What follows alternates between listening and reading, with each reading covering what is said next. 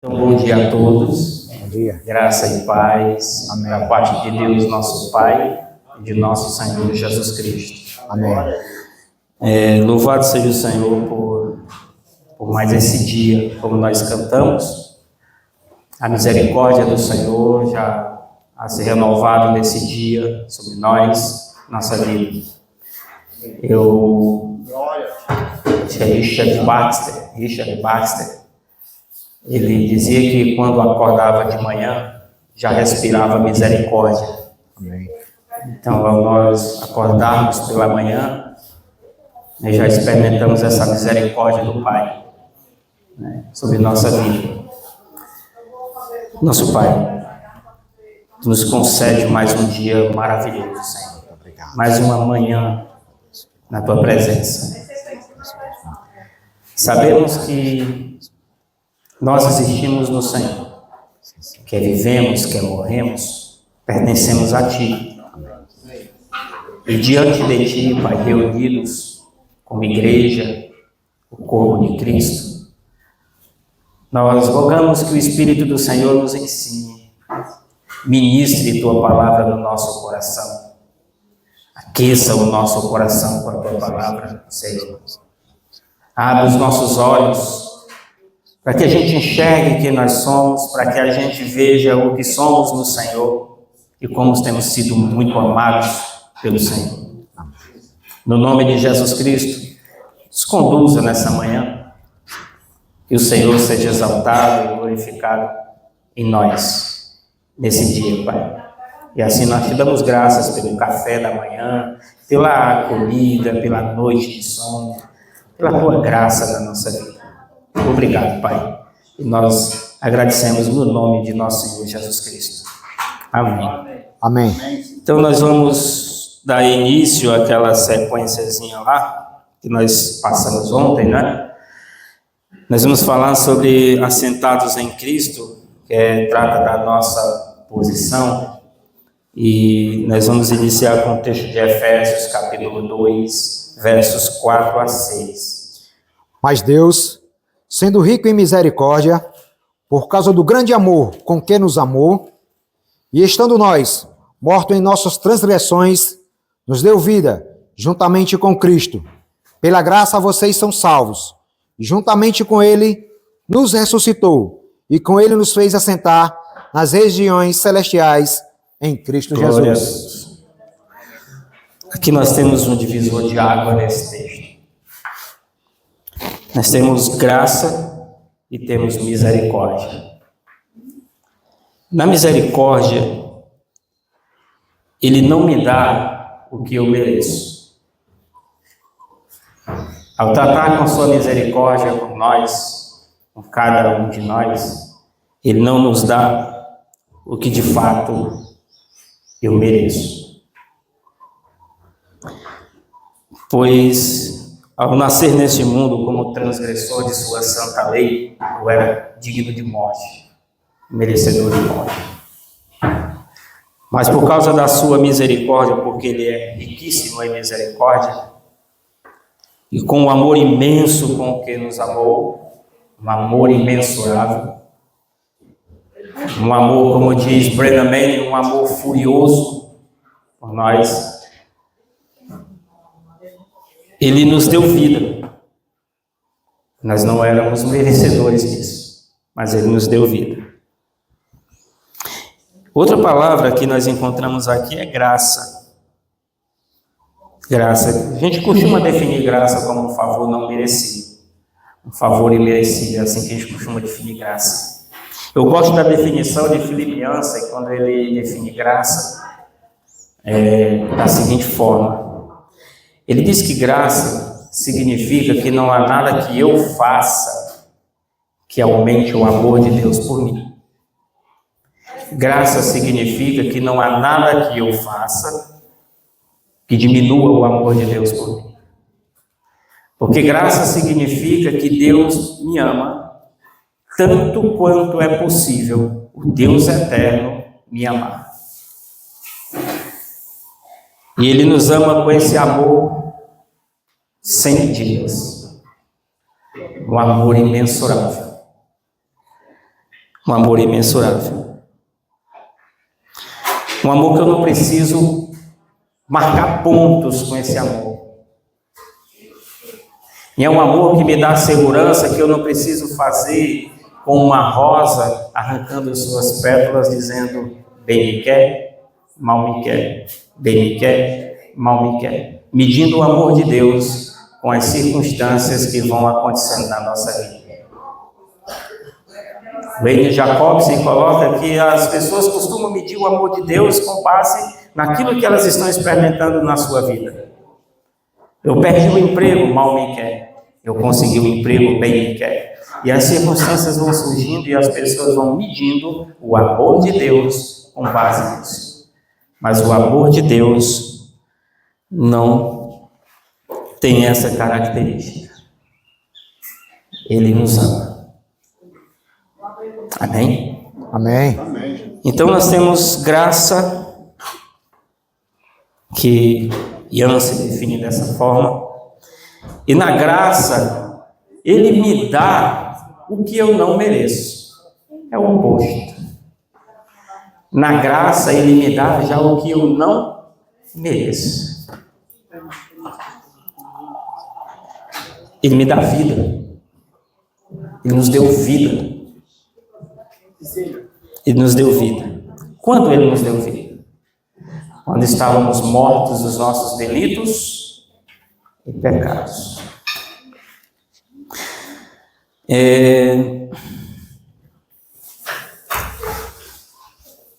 A vida cristã, como temos, que é o tema aí desse nosso encontro, é a vida em Cristo, e nada é fora de Cristo. Essa expressão nós comentamos um pouco ontem, que ela aparece 164 vezes nas cartas de Paulo. A expressão em Cristo. Em Cristo. Só no início da carta de Paulo aos Efésios ela aparece 12 vezes. Em Cristo, nele, no qual. Expressões desse tipo são os seus correlatos e vão estar surgindo nesses escritos. Isso mostra a grande ênfase que tudo é nele. E nada é fora dele. Nada é fora dele. Toda a misericórdia, toda a graça que não foi direcionada a nós é em Cristo. Em Cristo. Em Cristo. E nada fora de Cristo. Mas Paulo ele não foi o pioneiro dessa expressão. Embora isso apareça com maior frequência nas suas cartas, mas ele não foi o pioneiro nesse assunto. Em João 14:20, o irmão vai ler para nós.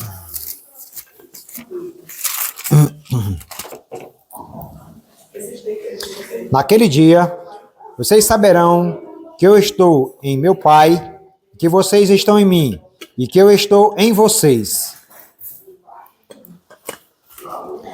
Naquele dia, vocês saberão que eu estou em meu Pai, vós em mim, e eu em vocês. eu em vós. Então ele usa essa expressão, vocês em mim. Em João capítulo 15, verso 5. Eu sou a videira, vocês são os ramos. Quem permanece em mim e eu nele, este dá muito fruto, porque sem mim vocês não podem fazer nada. Está vendo? E assim segue nos evangelhos, Jesus dizendo em mim. Sem mim nada podeis fazer. Naquele dia, e nós em Cristo nessa vida abundante, nós vivemos hoje em Cristo. Olhando para o texto que nós lemos, inicial, Deus nos deu vida quando nós estávamos mortos em nossos delitos e pecados. Porém, por que nascemos nessa condição de mortos? Muitas pessoas, elas confessam que são pecadoras, mas não têm a mínima noção por que nasceram pecadoras. Outros pensam que se tornaram pecadores com o convívio com o mundo, com pessoas. Se tornaram pecadoras porque cometeram algum tipo de pecado. Mas não é assim. Nós pecamos porque somos pecadores. Não nos tornamos pecadores a partir de algum ato de pecado. Mas já nascemos assim. Mas por que nascemos assim? Qual era a nossa posição antes da cruz? Já parou para pensar? Quem eu era antes da cruz? Onde eu estava antes da cruz? Qual a minha posição antes da cruz? E agora? Qual a nossa posição?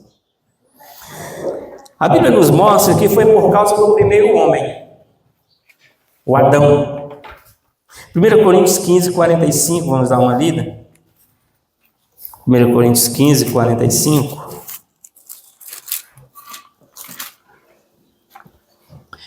Pois assim está escrito: o primeiro homem, Adão, se tornou um ser vivente, mas o último Adão é espírito vivificante.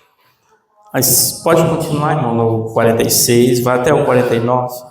O que vem primeiro não é o espiritual, e sim o natural. Depois vem o espiritual. O primeiro homem, formado do pó da terra, é terreno. O segundo homem é do céu. Como foi o homem terreno, assim também são os demais, que são feitos do pó da terra. E como é o homem celestial, assim também são os celestiais. E, assim como trouxemos a imagem do homem terreno, traremos também a imagem do homem celestial. Amém. Vejam que nós temos aí esses dois personagens, vou usar essa expressão, esses dois homens. Nós temos o primeiro homem, Adão, e o último Adão. Nós temos o homem terreno e o celestial. E vejam que não existe uma linha neutra. Não existe uma linha em que nós vamos caminhar numa neutralidade. Eu não estou nem em um e nem no outro. Em um dos dois, nós estamos. Não existe uma via paralela, né? Um meio termo. Não existe um meio termo. Ou o homem está em Adão, ou o homem está em Cristo. Onde nós estamos? Mas não existe esse meio termo. Ou estamos em Adão, ou estamos em Cristo. Ou estamos no primeiro homem, ou estamos no último Adão. Ou estamos no homem celestial, ou estamos no terreno. Paulo trata isso. Falei para vocês que esse sermão, ele é a maior pregação sobre a ressurreição na Bíblia. Esse sermão. O capítulo inteiro, ele trata do assunto da ressurreição. Inteiro. Do assunto da ressurreição. E isso aconteceu porque muitos negaram esse assunto da ressurreição. Não há ressurreição de mortos. E aí Paulo dedica um capítulo inteiro. E aí a carta de Coríntios fica interessante, porque começa com Cristo crucificado e termina com a ressurreição, e Paulo lembra isso no começo do capítulo. Irmãos, eu venho lembrar-vos o Evangelho. E ele trata lá da morte e da ressurreição. Isso é a essência do Evangelho.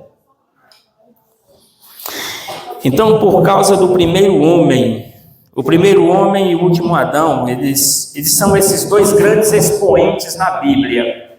Os dois homens, como alguns teólogos dizem, são os dois homens onde o Senhor trata em toda a Escritura, e vão caminhando ali paralelo. Tá? O David Kunkedal, ele diz no livro da semelhança, União com Cristo. União com Cristo. O David Kunkedal, ele vai dizer que Adão, ele é tão parecido com Cristo que Paulo chama ele de figura. E aí eu queria ler com vocês Romanos 5,14.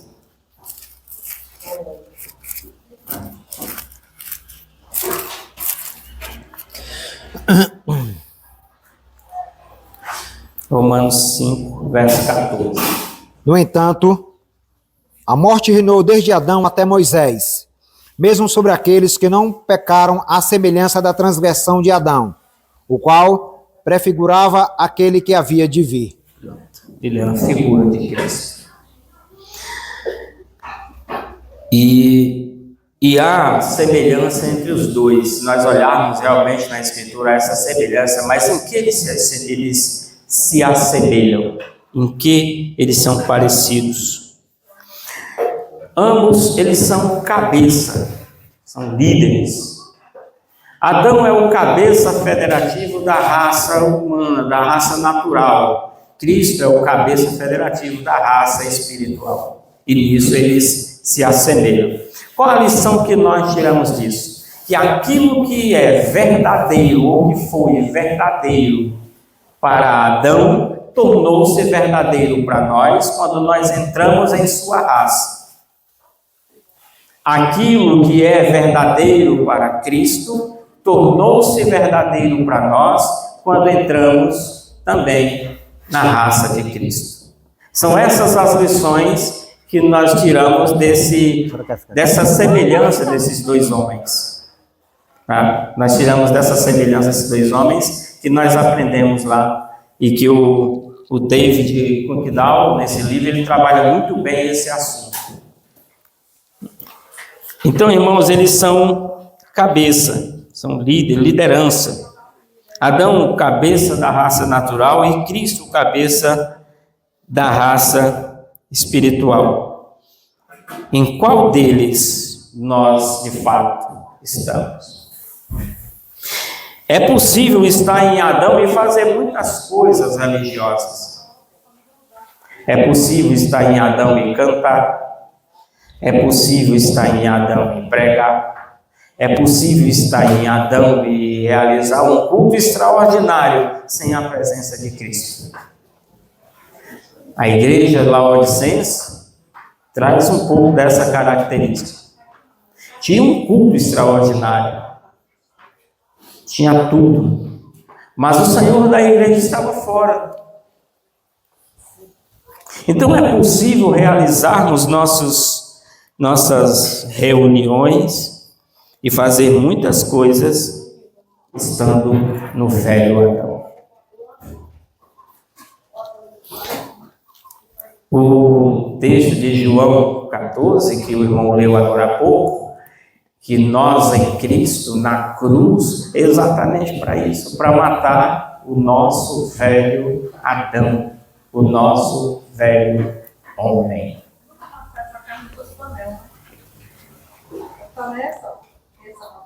E em Cristo, nós ganhamos essa dimensão da vida do Senhor, essa vida abundante, a vida do Senhor, a vida de Cristo, pela ressurreição.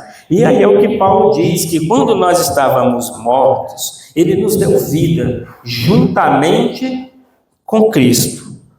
Pela graça, vocês são salvos. Glória a Deus por isso. Então, irmãos, lá na eternidade passada, que é a teologia, né, ela traz essa expressão, eternidade passada. Lá na eternidade passada, quando Deus escolheu homens e mulheres, Ele o fez com um propósito. E tem um propósito registrado na palavra de Deus. Vamos ler Efésios capítulo 1, versos 4 a 6. Antes da fundação do mundo, Deus nos escolheu nele para sermos santos, irrepreensíveis diante dele. Em amor, nos predestinou para ele, para sermos adotados como seus filhos, por meio de Jesus Cristo, segundo o propósito de sua vontade, para louvor da glória de sua graça, que ele nos concedeu gratuitamente no amado. Nele temos a redenção, pelo seu sangue, a remissão dos pecados, segundo a riqueza da sua graça, em que Deus derramou abundantemente sobre nós, em toda a sabedoria e entendimento. Ele nos revelou o mistério da sua vontade, segundo o seu propósito, que ele apresentou em Cristo. Amém. Aqui nós temos duas palavras iniciais, que é eleição e predestinação, mas eu não vou explicar o que é isso. O pessoal vem tentando explicar há muito tempo, né, isso aí. Mas a Bíblia fala dessa eleição, que Deus nos escolheu antes da fundação do mundo para sermos o que? Santos e irrepreensíveis, ou sem defeito, como a palavra é traduzida. Santos ou sem defeito. Para isso nós fomos escolhidos. E a segunda palavra trata dessa predestinação para sermos adotados como filhos. Tá? Mas não foi assim que nós nascemos. Não é verdade? Não foi assim que nós nascemos. Não nascemos santos, muito menos sem defeito. É verdade que o Pai fez o homem perfeito. Mas a palavra de Deus diz que o homem se desviou por muitos caminhos. Paulo diz que o homem, na intenção de ser sábio, tornou-se louco, quando ele diz aos Romanos no capítulo 1. Pensando ser sábio, tornou-se louco. Lá em Eclesiastes diz que o homem, tendo sido feito reto, se desviou por muitos caminhos. Cometeu muitas loucuras, depende da versão. Mas não foi assim que nós nascemos. O homem foi feito realmente sem defeito, mas não permaneceu nesse estado. Já que foi realidade para Adão, já que aquilo que foi realidade para Adão e se tornou realidade para nós, conclui-se que nascemos tal qual Adão, portadores de pecado e morte. Capítulo 5 de Gênesis, lá no começo do capítulo, lá diz que Adão teve relação com sua esposa e eles geraram um filho segundo a sua imagem e a sua semelhança. A partir do Éden, a partir da queda, todo homem nascido nesse mundo, ele traz a imagem e semelhança de Adão, caído, morto em delitos e pecados e portador do vírus da morte. Essa é a realidade do ser humano. Assim que nós nascemos nesse mundo. Mas o propósito da eleição era para que fôssemos santos e irrepreensíveis. E sermos adotados como filhos. Por Adão ser o cabeça da raça natural, contaminou todos que nascem em sua raça. E entramos na raça de Adão pelo nascimento natural. É assim que nós fazemos parte. E ao entrar nessa raça, irmãos, ao entrar nesse mundo, na família de Adão, nós trouxemos esse duplo problema conosco. Trouxemos isso conosco. Por isso, a operação da cruz para resolver essa situação. Mas isso não pegou Deus de surpresa. Isso não pegou o Senhor aí de surpresa. Teve um pregador que disse, eu não lembro o nome dele, mas ele disse assim, que antes que Deus dissesse haja luz, disse Deus haja cruz. Mostrando que a cruz é um projeto lá da eternidade. Não é algo que foi feito no decorrer da história, mas algo que foi já projetado lá na eternidade. Então Paulo, irmãos, ele mostra, nós entramos na raça e herdamos esses dois problemas, pecado e morte. Vamos ler Romanos 5:12 e o verso 19. O verso 12 e o verso 19.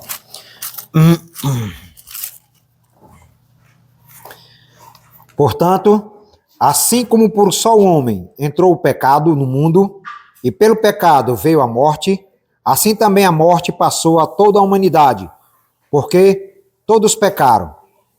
19? Verso 19.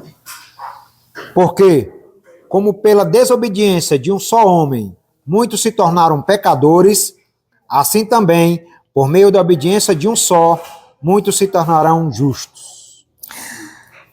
E vejam bem que trata dessa desobediência por um homem. Paulo mostra na carta aos Romanos o impacto de Adão em sua raça por causa de sua liderança. Por um homem entrou o pecado no mundo, e pelo pecado entrou a morte passou a todos os homens. Adão se contaminou com um mal chamado pecado, e este mal passou para cada um nascido em sua raça. Na teologia sistemática do Charles Finney, ele diz que isso aqui é ficção teológica. Ele diz que os 3 primeiros capítulos de Romanos é ficção teológica, ou seja, se arrancasse esses 3 primeiros capítulos de Romanos, não fazia diferença nenhuma. Por quê? Porque o homem não é digno de condenação por causa do pecado de Adão, segundo a teologia de Finney. Mas isso não é verdade. De acordo com o texto sagrado, o pecado passou a todos os homens, a morte passou a todos os homens, porque todos pecaram. Por que todos pecaram? Nós não pecamos à semelhança de Adão, no sentido de estar lá na nossa estrutura física aqui, do jeito que nós estamos hoje aqui, e fomos lá e transgredimos. Mas nós estávamos nos lombos de Adão, quando Adão pecou. No livro de Hebreus, quando trata no capítulo 7, trata um pouco das ofertas do sacerdócio de Melquisedeque, tem uma coisa interessante. Lá diz que o Abraão, ele deu os dízimos a Melquisedeque. Mas ele vai falar dos dízimos a um povo de Israel, direcionado às tribos, esse dever dos dízimos, e que eram entregues à tribo de Levi. Só que lá no texto diz que quando Abraão deu o dízimo, Levi também deu os dízimos nos lombos de Abraão. Levi não existia, mas Levi nos lombos de Abraão, estava em Abraão, ele deu os dízimos também a Melquisedeque, mostrando a superioridade do sacerdócio de Cristo em relação ao sacerdócio de Arão, certo? Então nós estávamos nos lombos de Adão, quando Adão pecou. Por isso nós pecamos em Adão. E a morte passou para nós. O veneno foi inoculado na raiz da árvore, e este veneno, este mal, ele contaminou subindo pelo caule e foi até os frutos. E nós, como nós nascemos na descendência de Adão, trouxemos conosco este mal. Pecado e morte. Foi assim que nós nascemos. Mas o propósito é que fôssemos santos e irrepreensíveis. Para isso, entra a operação da cruz, nós vamos ver isso mais na frente. Tá? Tendo feito isso, o Senhor nos predestina para sermos adotados como filhos. Sabe o que é interessante na questão da adoção, irmãos? É que a adoção é um amor por escolha. Quando você vai pesquisar aí o processo de adoção no Brasil, eu estava dando uma olhada, ele começa assim lá no artigo lá, as informações tem assim: a adoção começa com a vontade de adotar. Eu preciso querer adotar. Começa com querer adotar. E aí vem os processos. E nessa vontade de nos querer como seus filhos, o Senhor nos predestina para isso, e em Cristo Ele vai realizar isso. Amém. Mas isso não acontece sem que antes Ele dê cabo do velho Adão. Amém. Isso não acontece sem que antes Ele dê cabo do velho Adão. Porque Cristo é o último Adão. Não vai ter outro. Ele é o último Adão. O primeiro Adão morreu. O primeiro Adão morreu. Morreu com Cristo na cruz. Como disse alguém, a sua velha história e a minha velha história teve fim na cruz. Encerrou-se na cruz. O velho Adão terminou sua história na cruz. Morreu. E Zé Fininho, como dizia o outro, né? Acabou-se. Acabou-se. E na ressurreição surge um novo homem. Não mais o velho Adão. O segundo problema, que está ainda no texto 12, o irmão, por gentileza, lê Romanos 5, 12 de novo, agora o senhor lê até o verso 14. Portanto, assim como por um só homem entrou o pecado no mundo, e pelo pecado veio a morte, assim também a morte passou a toda a humanidade, porque todos pecaram. Porque antes de a lei ser dada, havia pecado no mundo, mas o pecado não é levado em conta quanto não há lei. No entanto, a morte reinou desde Adão até Moisés, mesmo sobre aquele que não pecaram, à semelhança da transgressão de Adão, o qual prefigurava aquele que havia de vir.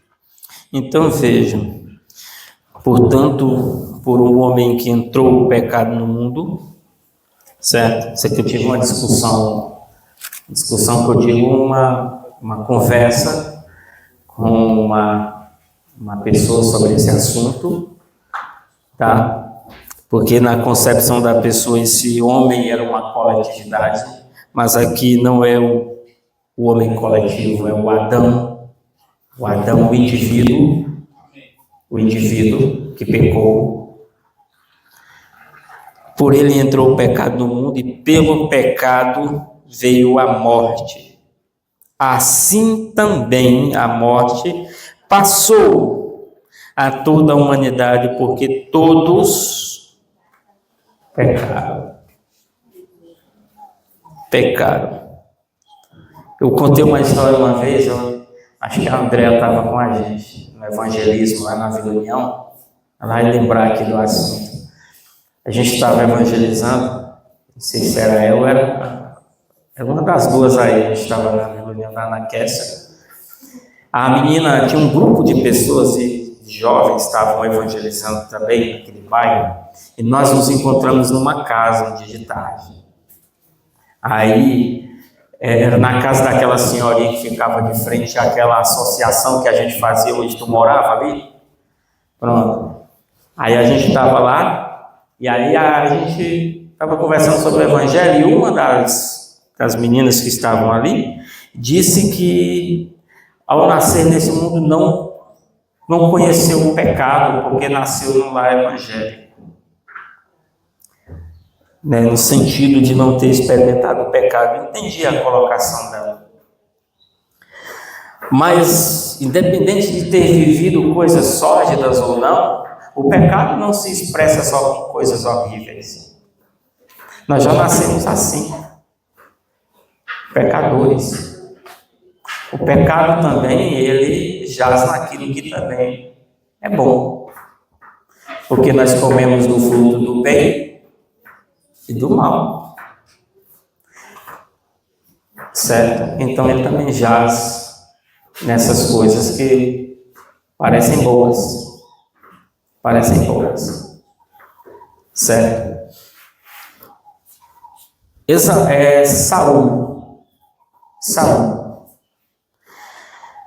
Saul ele tinha um mandamento, não tinha uma ordem ele de Deus. Qual era a ordem que Saul recebeu de Deus em relação aos amalequitas? É tudo. Era para matar tudo. Do menino de peito ao velho de bengala. Era para deixar nada vivo na terra de Amaleque. Agora, por quê? Em Êxodo 17, se não me engano, 14 ou 17, depois que os israelitas, quando os israelitas chegaram num lugar chamado Refidim, Moisés foi para Horebe, porque reclamaram de água. Moisés caminhou 27 quilômetros de Refidim a Horebe, 27 quilômetros, e lá ele achou uma pedra, tinha uma pedra que ele tinha que bater. Lá você vai ver que são duas pedras que aparecem em Êxodo. Uma era para bater, a outra era para falar. Uma representa o Cristo, o homem, a cruz, e o outro é a ressurreição. Uma era para golpear, a outra não.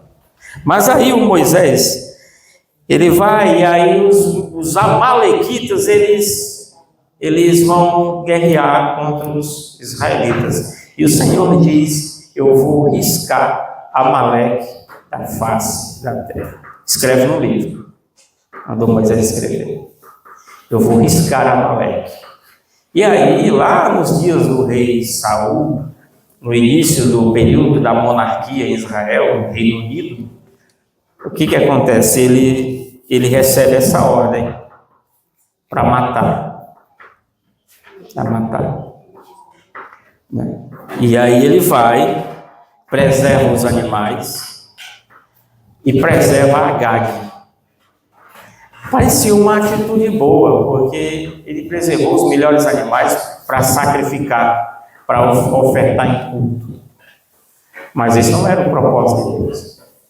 E ele preserva Agag, talvez por uma relação diplomática, né? E para mostrar que ele teve êxito naquela campanha, né, que ele foi lá na terra dos Amalequitas. Só que quando Samuel chega, Samuel diz que o combinado não era aquilo. O combinado era matar tudo, inclusive os animais. Esse era o combinado. O que eu estou dizendo com isso?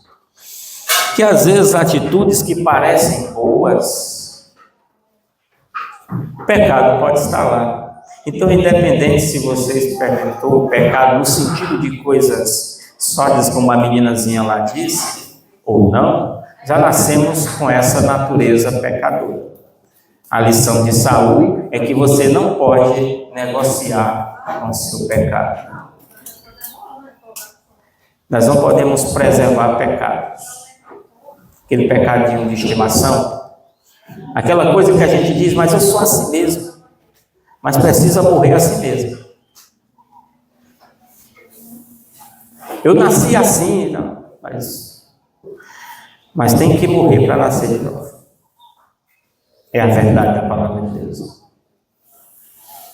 Então, não pode preservar Agag. Tem que matar o Agag.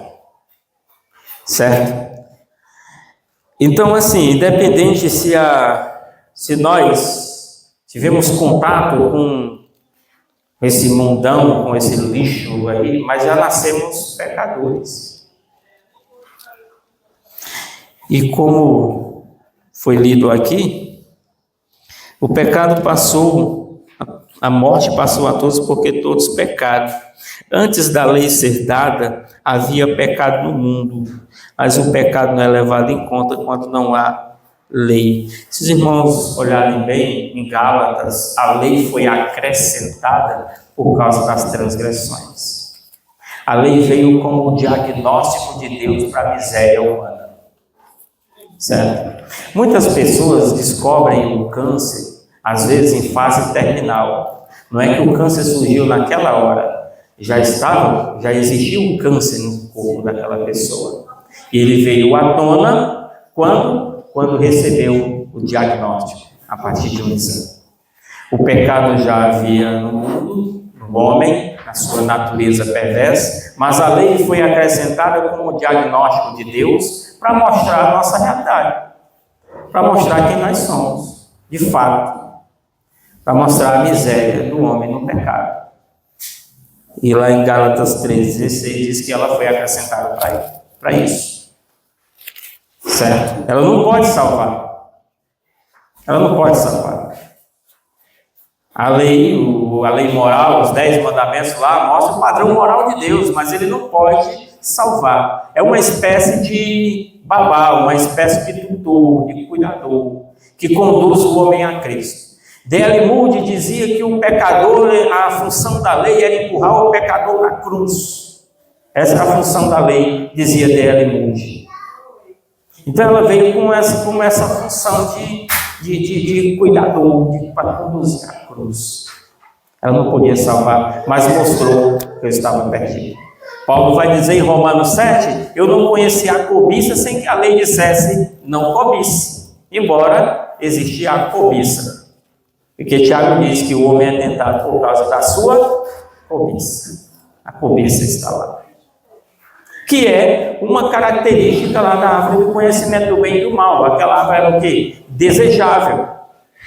Desejável. Digo, o que diferenciava ela das demais árvores era essa característica. Desejável para dar entendimento. Era o que diferenciava ela. E o homem, na sua cobiça, foi tentado. Pecou e a morte passou para ele. Adão infectou todos. Adão infectou todos que dele descendem com vírus da morte. O ato de nossos primeiros pais não prejudicou apenas eles, mas todos os nascidos a partir dele. Por isso não é ficção teológica, como disse o teólogo lá do século XIX. Não é uma coisa que é só de Adão.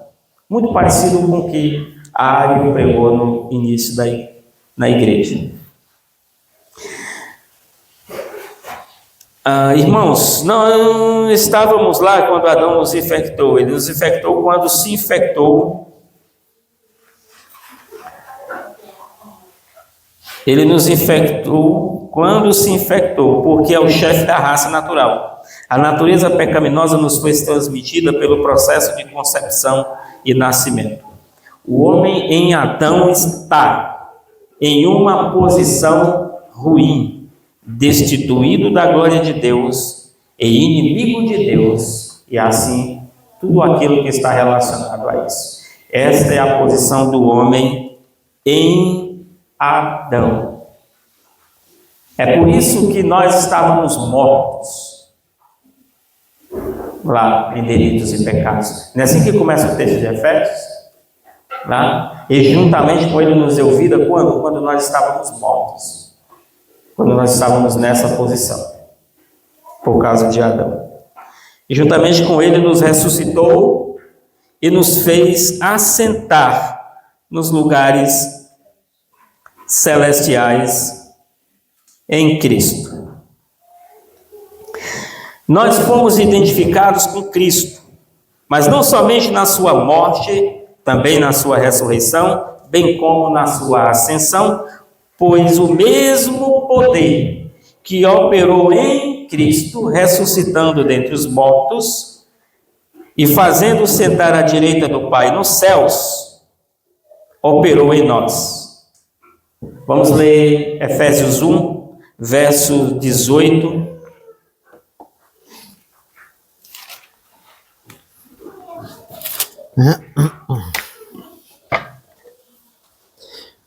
Peço que ele ilumine os olhos do coração de vocês, para que saibam qual é a esperança da vocação de vocês, qual é a riqueza da glória da sua herança nos santos. Leia 19, por favor. E qual é a suprema grandeza do seu poder sobre nós, 20.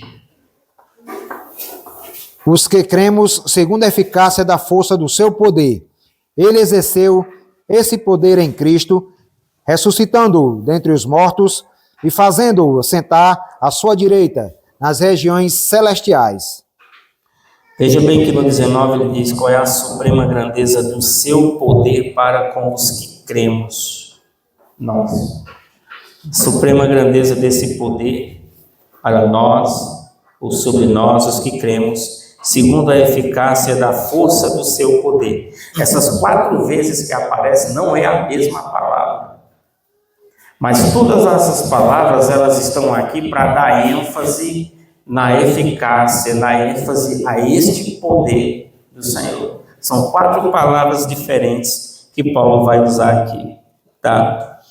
Por exemplo, grandeza do seu poder é uma palavra. Aqui aparece a palavra dunamis, da onde vem dinamite, tá? A outra palavra que vai aparecer,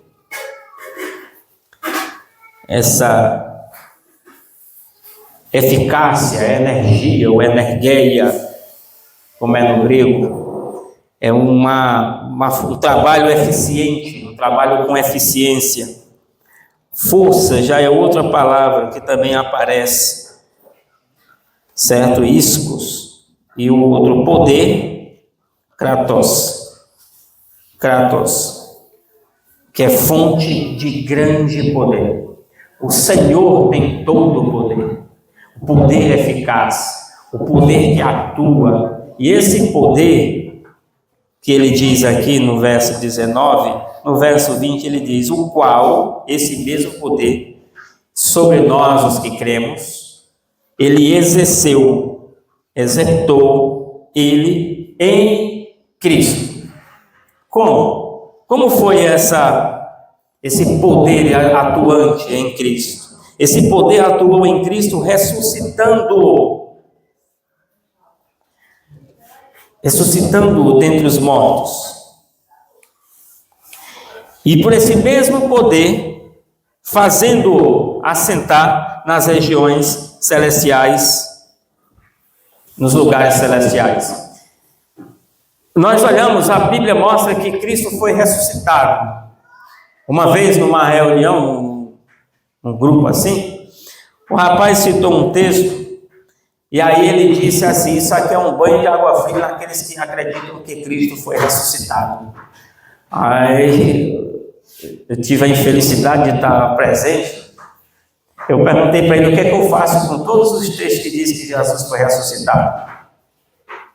Romanos, Efésios, Colossenses, eu rasgo, jogo fora, como é que eu faço? A gente tira dos capítulos. Eu faço o que com esses textos? Porque lá em Filipenses capítulo 2, a partir do verso 5, diz que devemos ter o mesmo sentimento que houve em Cristo Jesus. E vamos ler para nós, por favor.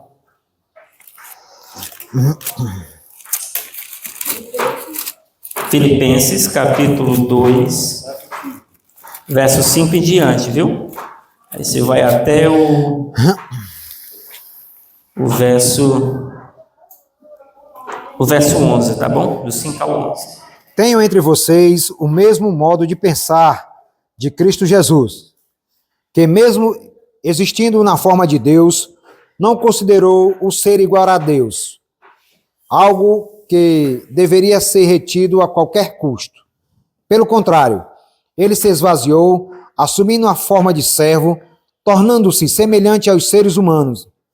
E reconhecido em figura humana, ele se humilhou, tornando-se obediente até a morte, e morte de cruz.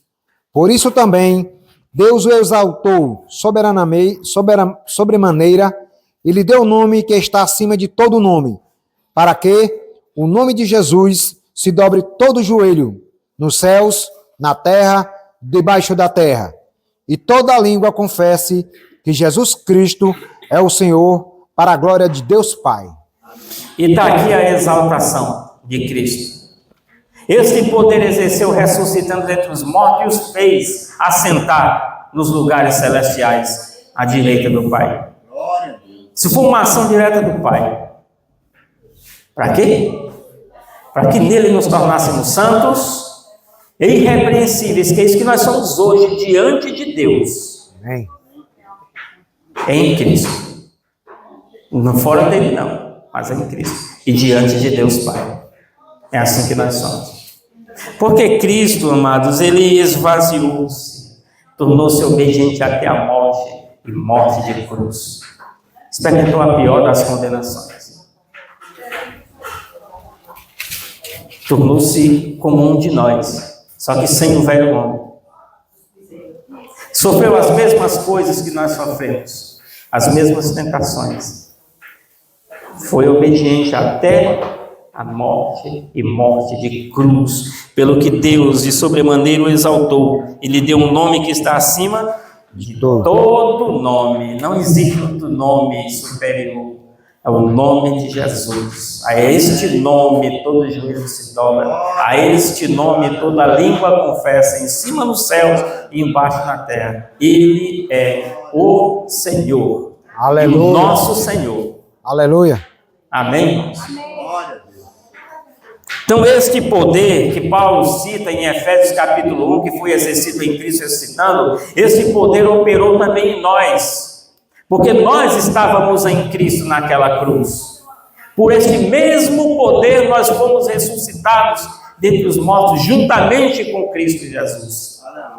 E fomos assentados nas regiões celestiais em Cristo Jesus, por causa da operação deste mesmo poder eficaz e grandioso e atuante de nosso Pai Celestial. Por isso, hoje, em Cristo, agora, nesse exato momento, nós podemos sim confessar com alegria: eu estou assentado nas regiões celestiais em Cristo Jesus. Amém. Aleluia. Eu não entendo, mas amém. Amém. Glória a Deus por isso. Amém. Lembra que ontem a gente comentou que nós somos um povo que a gente é um povo esquisito porque nós vivemos em dois mundos, duas realidades.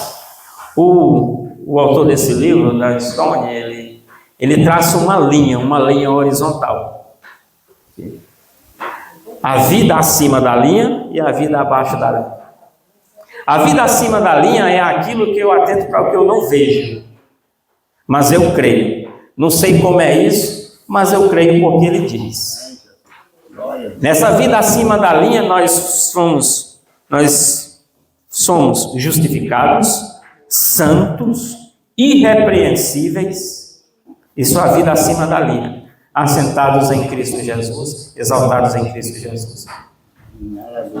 Essa é a nossa posição nessa vida acima da linha, que é a vida em Cristo, diante de Deus Pai, diante dele. Aqui embaixo nós vivemos todas essas angústias e precisamos da operação da cruz diariamente, o tempo todo, porque vira e mexe minha alma quer se encher quando que o meu Senhor se esvaziou. E aí ela precisa da cruz diariamente. Diariamente. E aqui embaixo nós estamos sendo aperfeiçoados, mas lá em cima em Cristo nós já somos perfeitos nele. Amém. Aqui embaixo nós estamos no processo, tratamento, a santificação, a salvação da nossa alma. Estamos sendo tratados todo dia. Todo dia. É por isso que a misericórdia de Deus se renova cada manhã. É lindo olhar isso na palavra de Deus. É lindo. Amém, irmãos? Amém. Vamos aqui para a gente concluir. Aqui nós vemos duas coisas nesse texto de Paulo, de Efésios. Nós vemos a incapacidade humana e vemos a suficiência de Deus em resgatar o homem e fazer dele um santo, um irrepreensível, e ainda adotá-lo em Cristo como seu filho, pelo processo da cruz. Lá em 2005,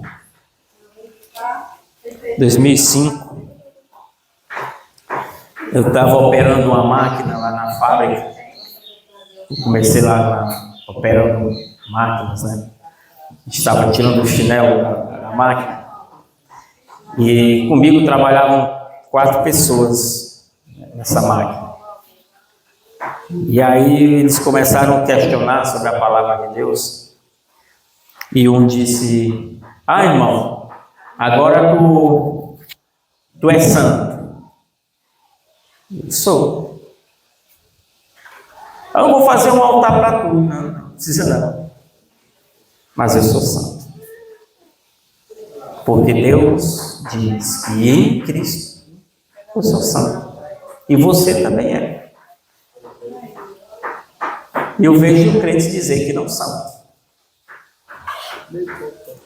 Eu vejo crentes dizer que creem em Jesus e dizem eu não sou santo. Então nós estamos dizendo que Deus é mentiroso. Porque quem diz é o Senhor. Quando Paulo escreve pelo Espírito Santo, ele diz, ele escreve essa carta aos Efésios, ele diz o seguinte: Paulo, apóstolo de Cristo Jesus, pela vontade de Deus, aos santos que vivem em Éfeso e são fiéis em Cristo. E assim está pelo resto da Bíblia. Aleluia. Nós somos santos porque Deus diz que em Cristo Ele me fez santo. Amém. Não eu, mas Cristo. Mas eu já vi muito crente dizer que não é. Mas que o Senhor, quando o Senhor revelar, Ele vai gritar para os céus e dizer: eu sou. Em Cristo. Glória a Deus, amém. Só uma observação, meu irmão. Pronto. É porque são crentes de Paulo Freire. Ah, eu estava vendo essa frase aqui ontem. É a cosmovisão mudando. Aí ele bota a cosmovisão mundana que precede a leitura da palavra. Para nós a palavra é a palavra de Deus e ela é que precede tudo. A leitura do mundo é presente. Tinha visto. Eu vi quando eu me sentei aqui ontem, eu olhei para essa frase e disse: ixi, Está explicado a nota 3, a medicina, para dar medicina. Está explicado a nota 3 deles. misericórdia. Tenha piedade, Senhor. Somos um povo que vivemos em dois mundos, falamos agora, né? Vivemos em um mundo cujo plano visível e temporário. Neste plano estamos sendo santificados, tratados pelo Pai, e estamos em processo de salvação da nossa alma. Certo? Irmão, mas eu já sou salvo? Mas nós estamos sendo salvos e seremos salvos.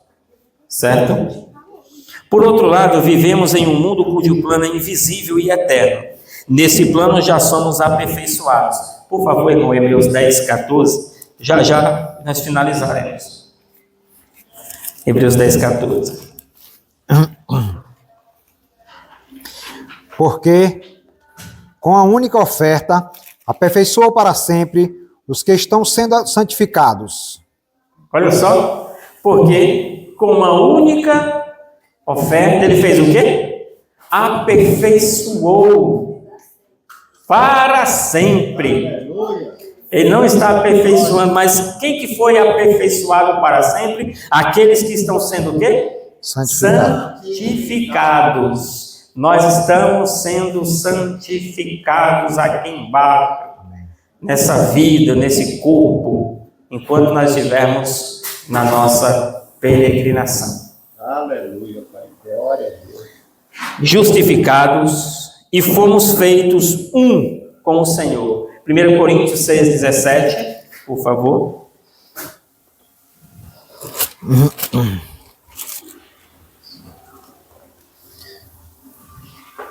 Mas aquele que se une ao Senhor é um só, em espírito com ele. Olha aí. Glória a Deus por isso. Aquele que se une ao Senhor 6. é um espírito com ele. 6,17. Percebe que a vida cristã é em Cristo, não existe vida paralela a Cristo. É em Cristo. E Cristo é em mim. Olha só, uma unidade. E nós somos um em Cristo Jesus. Não esqueça disso. Nós somos um. Nós ganhamos um coração. E a vida de Cristo. Amém. Amém. Glória a Deus por isso. Irmãos, no plano eterno de Deus, estamos assentados em Cristo Jesus. No plano eterno de Deus. Eu quero encerrar com o último texto de 1 Coríntios, capítulo 1, verso 9.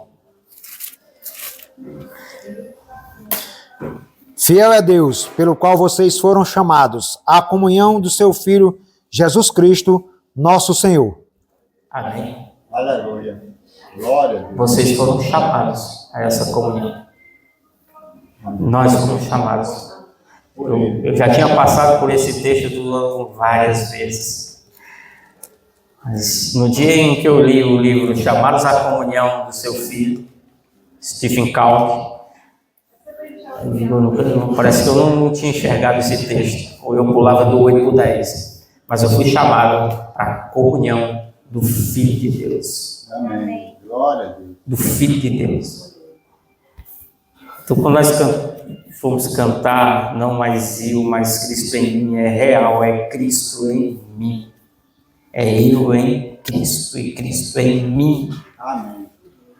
É Cristo em mim. Cristo não só morreu por nossos pecados, mas Ele é a vida que habita em nós. Ele passou a ser a vida que para nós é impossível viver. Essa vida cristã fora de Cristo é impossível viver. Aleluia. Impossível Glória a viver. Deus. É por isso que ele se tornou a vida que habita em mim. Por isso que Paulo disse, é não mais eu, mas é Cristo em mim. Amém, Jesus. Glória a Deus, irmãos. Aleluia. Querido Pai,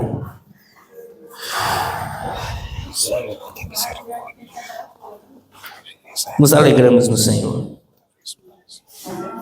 Eu não tinha vida, Senhor. Mas agora eu tenho. Amém. Muito obrigado. Não éramos santos, mas Tu nos santificou, nos tornou santos em Cristo. Amém. Não éramos povo, agora somos. Obrigado. Estávamos no mundo sem Deus, sem Cristo, destituídos das promessas, mas fomos aproximados, fomos unidos a Ele, Pai, porque Tu fizeste isso. Tu nos conduziu a Cristo, nos uniu a Cristo, na Sua crucificação, na Sua morte, no Seu sepultamento e na Sua ressurreição. E não somente, mas também nos assentou nos lugares celestiais nele. Pai, nos falta uma palavra para agradecer. Não sabemos nem como agradecer e nem entendemos essas coisas. Mas nós cremos naquilo que o Senhor diz e descansamos na Tua verdade, no nome de Jesus. Amém. Escreve, Pai, Tua palavra no coração de cada um, no meu também. Que o Senhor habite ricamente no nosso coração, abundantemente. Aleluia. E no nome dele nós oramos e agradecemos. Amém. Glória a Deus. Amém. Glória a Deus.